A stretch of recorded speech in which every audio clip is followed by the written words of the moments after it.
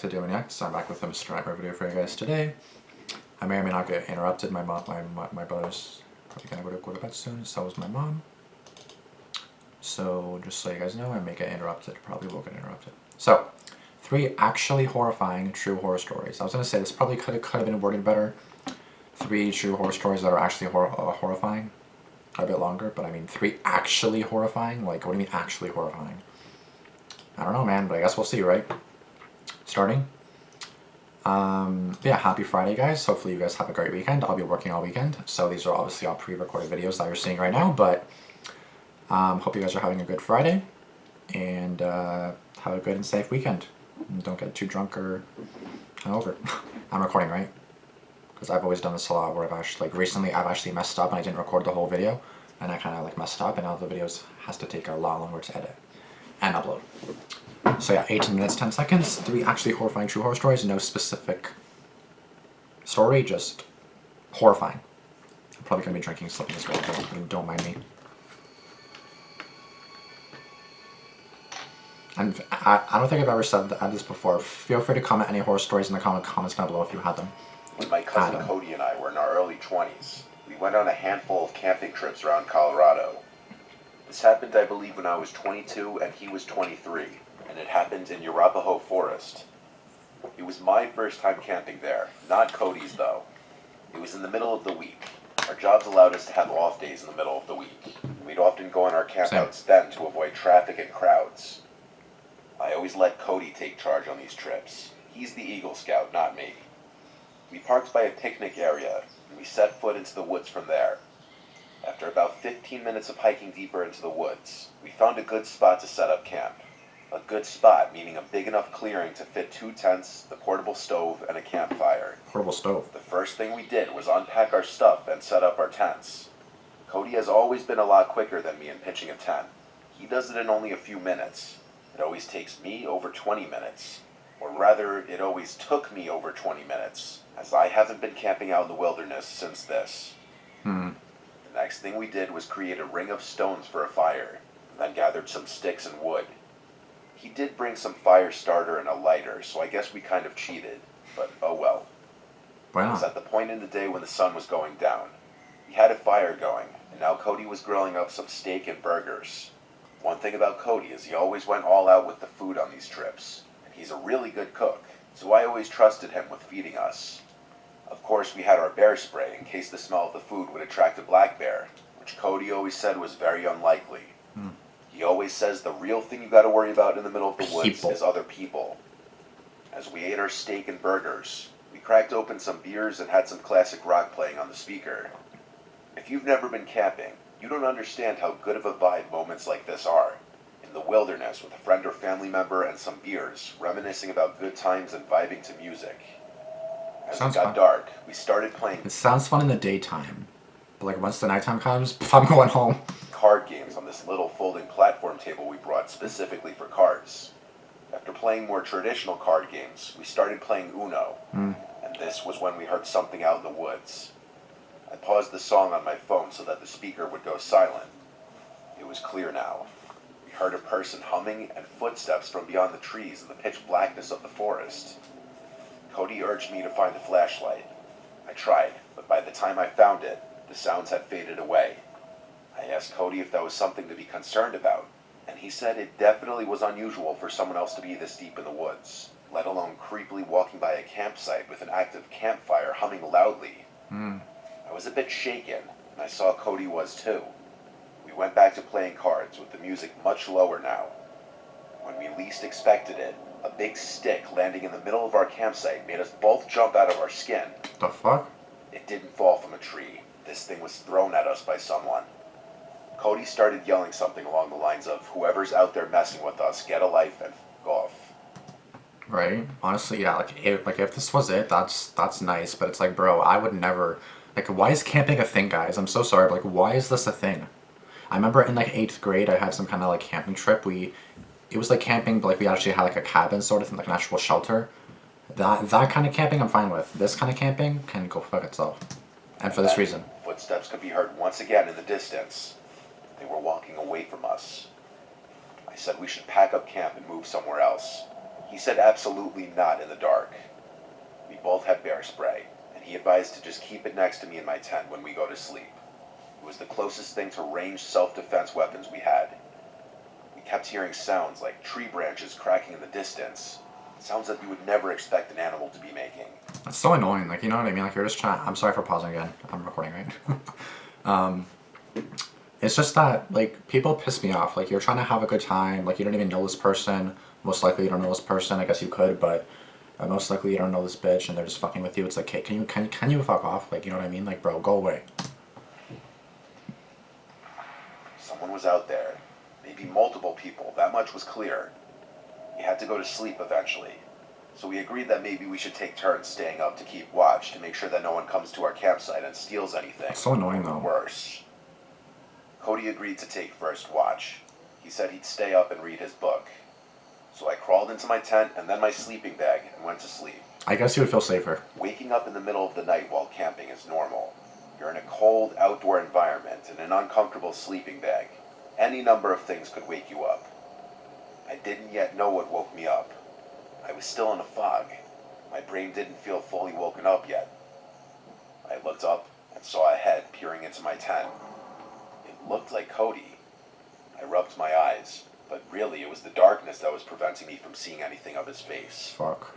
I said, Cody? Thinking he was waking me up to take my turn of keeping watch. It's not Cody. I said groggily, is it my turn? I stared at the head peering at me in my sleeping bag, slowly growing more awake every second. Then I heard the zipper to the tent quickly zip up, and his head disappeared. I laid back down in my sleeping bag, but only for a second. I suddenly had some weird moment of clarity, where I shot to an upright position and listened as the footsteps walked away. Cody, I said. He didn't answer. I unzipped my tent to peek out to the campsite. Cody probably fell The asleep. fire was dead. Cody wasn't out there. I went over to Cody's tent, which was zipped up. I unzipped it and looked inside to see Cody fast asleep in his sleeping bag. I got chills, goosebumps, whatever you want to call it. I almost shit myself at the realization. I started shaking him awake, and when he finally awoke, I told him someone's here, at the campsite. It took him a minute to come back to reality, just like I did. But when he did, he grabbed his bear spray. He said he must have dozed off while reading. He said I should sleep in the tent with him tonight, but to do that, I'd need my sleeping bag. He came outside of the tent with me and stood watch as I ran to my tent to grab my sleeping bag. In my tent, grabbing my sleeping bag, I heard that goddamn humming again from outside. I grabbed it, and Cody whispered at me to hurry up. I said, "You hear that too?" He said yes. We both got back in his tent and zipped it up, with our cans of bear spray by our sides. Yes. I tell you, in those moments, I wanted nothing more than for a bear to come and save the day. The hours dragged on as I stayed up while Cody slept. After 3 long, horrible hours, I woke him up and we switched. When Cody woke me up, it was almost dawn. There was light outside. So we packed everything up. By the time we were done, there was plenty of light to hike back to the car. While we could have driven somewhere else and had another night of camping elsewhere, neither of us were feeling it anymore. This was a haunting experience, and I think we both just wanted to be in the safety of our houses. It's been 6 years since this happened, and he's hit me up a few times since then about camping. But I haven't really had interest since this experience. People are just too scary. Why was someone out there stalking our campsite? And the sight of that person's head in the dark, just looking into my tent, it was straight up from a nightmare. I may never go camping again, honestly. Yeah, I never have been actually camping again in a tent. Because I just don't fuck with that shit. I'm just like, I'm good. I'd rather choose my life, thank you. But if you want to go, go. I'll pray for you. That's all I can do. My sisters have been camping multiple times. I don't know how the fuck they still feel comfortable going, but they do. But yeah, fuck that shit. Nope, no thank you. When my friends and I rented a beach house in Florida, I never could have expected how things would have turned out. It was the 4 of us in a cramped car driving down there. The house was directly on the beach. It was on this road that had the bay in front of the house across the street, and then in the backyard was literally the beach.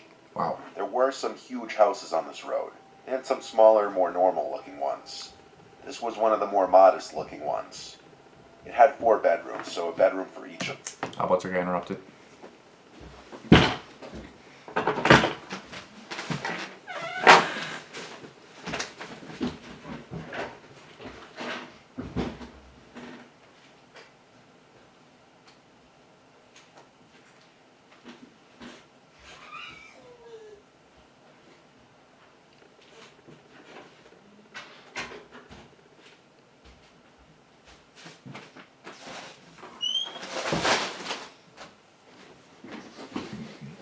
Of us. Probably gonna get interrupted one more time. The houses were spaced out on this road, creating normal looking ones. This was one of the more modest looking ones. It had 4 bedrooms, so a bedroom for each of us. The houses were spaced out on this road, creating a sense of privacy. And the whole time we were unloading the car out front, not a single car passed by on this road. The interior of the house was decent. It wasn't spectacular, but it was modest, clean, and the owners were really pushing a beach theme with the wall decor. I guess it would make sense considering the location. There was even a decorative surfboard in one corner of the living room behind the TV. The living room looked out to the back deck, which then looked out to the beach. The view was amazing. The deck wasn't elevated very high off the ground. It was just 2 steps down and onto the sand. We all claimed our bedrooms. I managed to get one of the rooms with a view of the beach. First thing we did after settling in was, of course, walking outside and laying on the beach. We all went in the water at one point and then played football. We were definitely on the beach for a few hours. Doing this is always so fun. I remember being in Cuba and then like it would be so fun, bro. We seemed to be the only ones on the beach apart from this older looking couple way down the beach. Afterwards, we went out to eat. How? And then Beaches are started full. bar hopping in the town area. The beaches are When we packed. Ubered back, it was dark out. We went outside on the beach to fuck around and play late night football while we were kind of drunk. As I was running to grab the ball after missing a catch, I noticed something in the water. The moon reflecting on the ocean was the only reason I could see it. I said, "What the fuck is that?" out loud, and then realized it was a person standing in the water, about waist deep. My friends looked over and said they saw it too. It was only a little weird because of the time. It was like past midnight. But hey, if a local wants to go for a midnight swim, that's their business. Right. We then went to sit on the deck and drink beers for a while until we got tired. And one by one, everyone started going inside to go to sleep. My friend John and I were the last ones out there. I had been every once in a while glancing in the direction I saw that person before in the water, just out of curiosity. So eventually, when I shot a glance in that direction, I spotted someone standing on the beach. They appeared to be just standing there facing us. It was kind of creepy. Honestly, this isn't really a horror story, but when I was going to the mall today, right? I was at the mall today, and just before the mall, there is a stoplight, traffic light. So I'm waiting there. The light turns red. I'm waiting there. I'm probably right here, a few feet away, 2-3 feet away. It's just some guy. I don't know him. Nothing. I'm just at the light waiting. As soon as I get there and I stop, like waiting for the hand to go. Yeah, go. You can go now, right? I'm just waiting there at the stoplight, and this guy just looks at me. He's like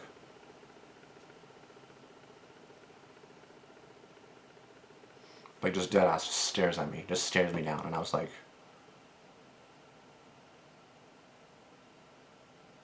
okay. Like, I was just so kind of like, I was like, does he not like me? Or, like, do I remind him of someone? Do I look like a person that he doesn't like or something? What's going on here, right?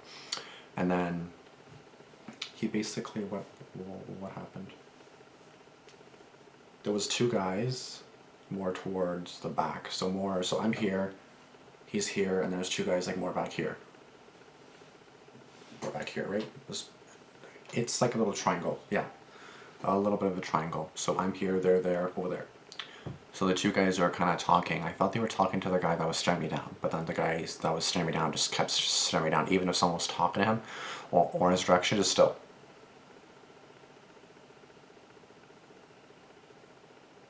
And then eventually I was like, what? Like, like I kind of said it with like a grin because I was like, what? Like, what? What? What'd I do? Do you know me or something? Like, what? Why are you staring me down? What the fuck do you want, bitch? Like, okay. And then he's like smoking a cigarette, And then he's like coming towards me, and I was like, nah, I'm backing up a little bit, because like downtown in my city is always kind of sus, and I was like, nah, I'm backing up. And I started saying something, I don't even know what he was saying, but that honestly, like that just made me think of that, because this guy, in like Mr. Nightmare was really just saying, oh yeah, someone's like staring at us. And this guy literally just like deadass just stared at me, like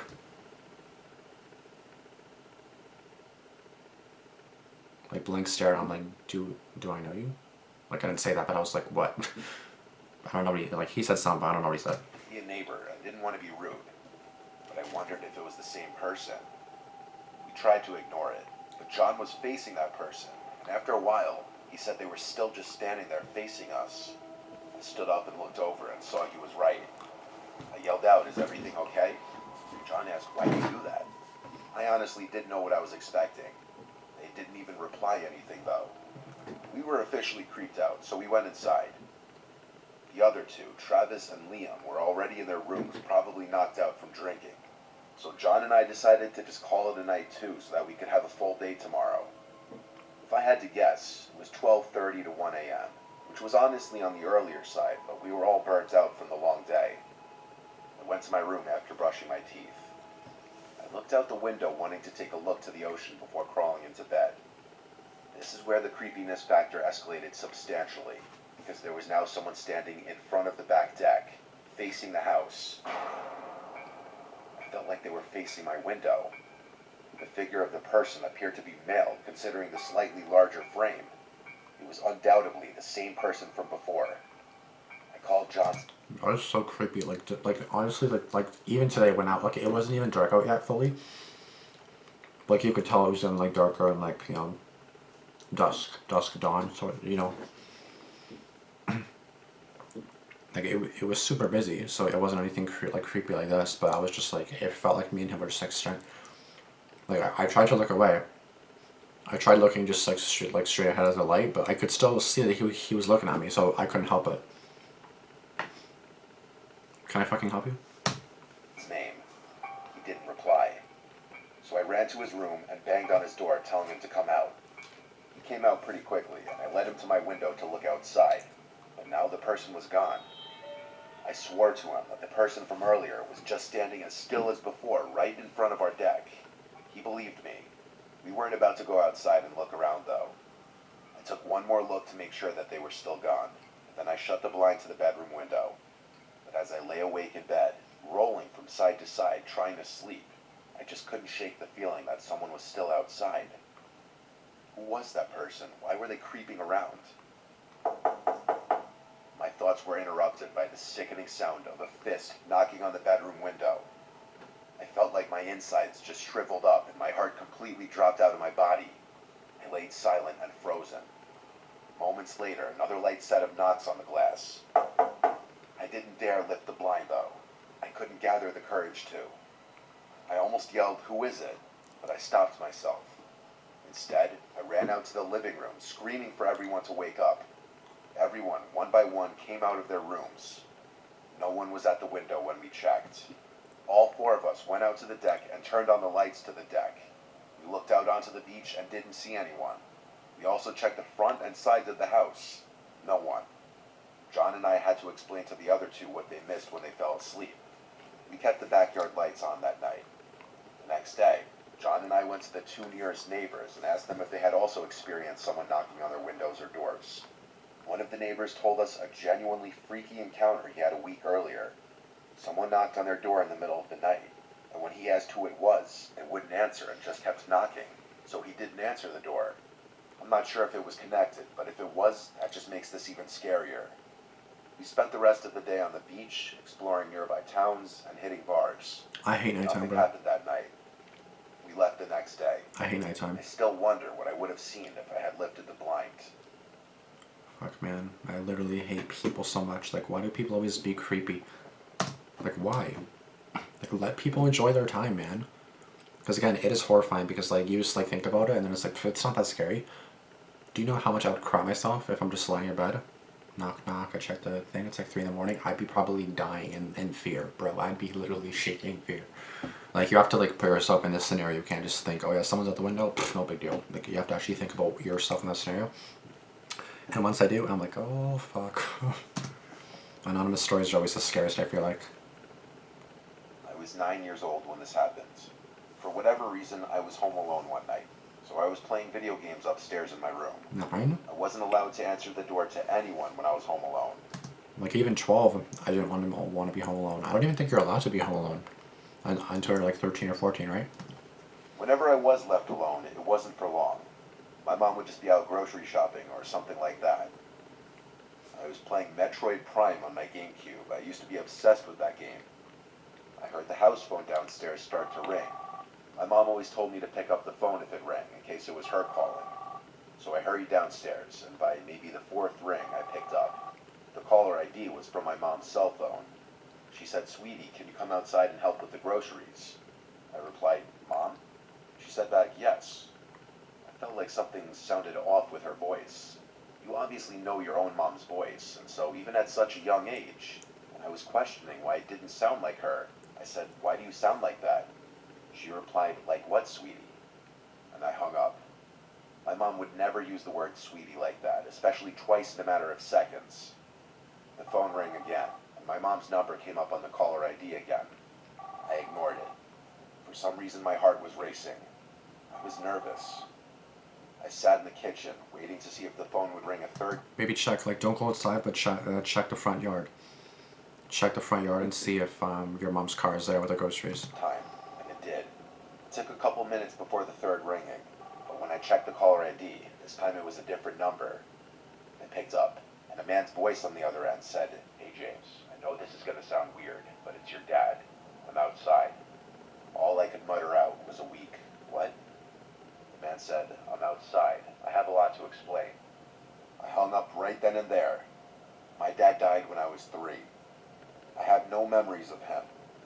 My suspicion was in fact true, that the first voice I heard was not my mom's. The phone rang again, and again after that. I ignored it each time. I couldn't even call my mom because someone clearly had her phone. Then things took a turn for the worse. There were Fuck. knocks at the front door. Oh my god, fuck. This went from a "someone has my mom's phone" situation to a "someone is outside the house" situation. My mom would not be knocking on the door. She'd have a key, obviously. I peered around the wall of the kitchen to look at the front door. I heard a man's muffled voice on the other side saying my name. He was saying, "It's your dad."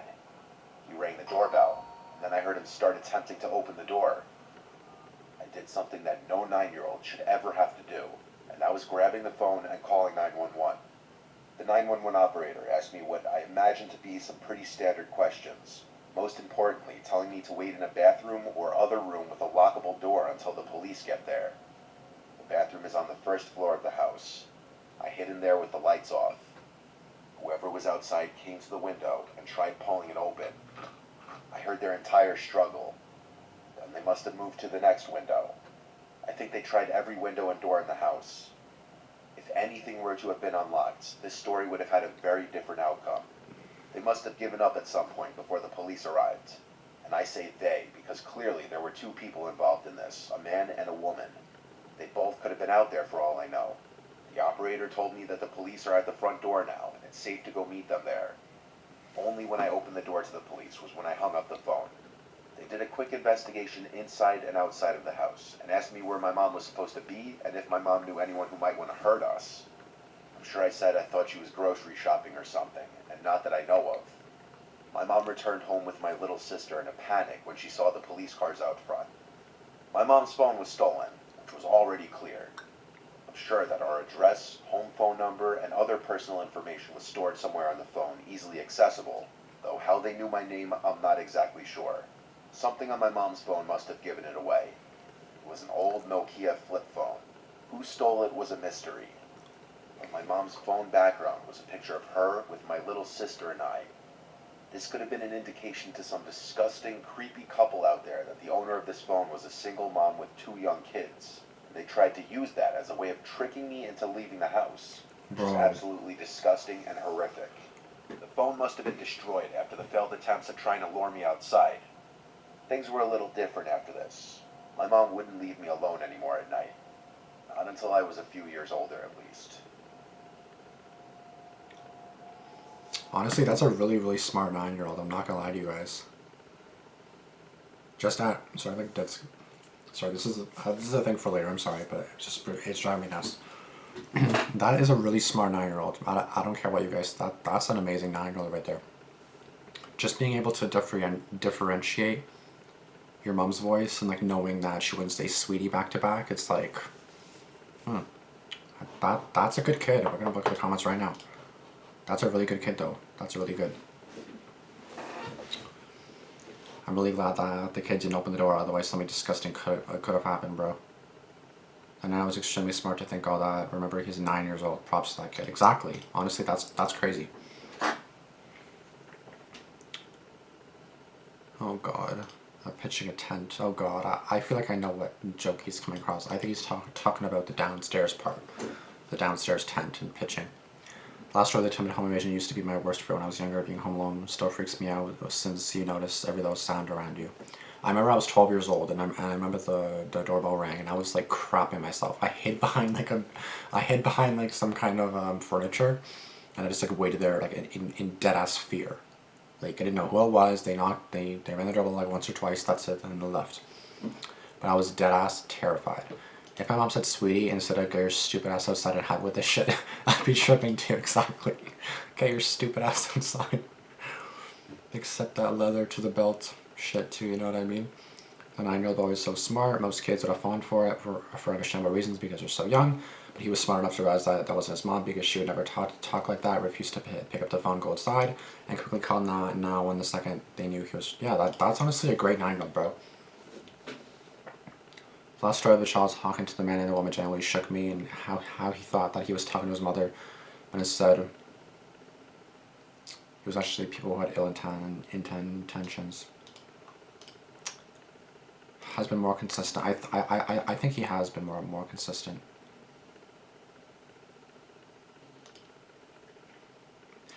I feel like everyone's using this as like a dirty thing now. I think they mean like pitching a tent as in pitching a tent.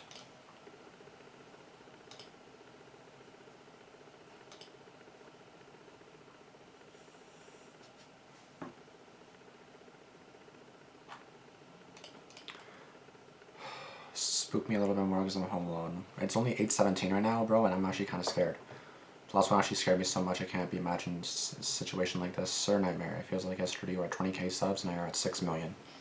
And never changing. Thank you. Honestly, I love Mr. Nightmare, bro. He's great. A doppelganger. Interesting. Yeah. Fuck. Just the fact that everyone's able to get out of these situations and even like report the story is great. I'm happy about that, but it's just terrifying at the same time. Because again, like you don't know who has ill intentions, who has good intentions, what people's intentions are. It's literally terrifying, bro.